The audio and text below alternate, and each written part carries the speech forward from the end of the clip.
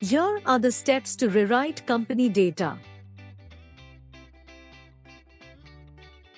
Press Ctrl plus Alt plus A.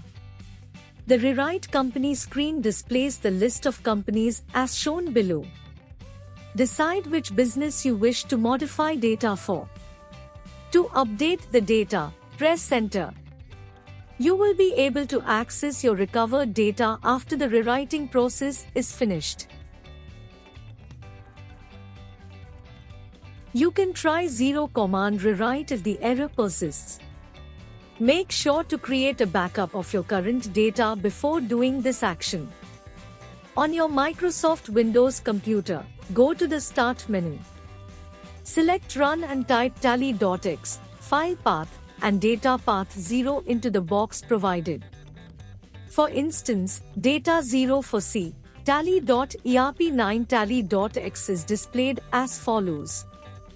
3. Click OK. The Tally gateway appears. Press Ctrl plus Alt plus A.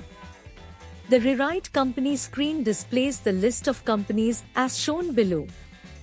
Decide which business you wish to rewrite data for. To update the data, press Enter.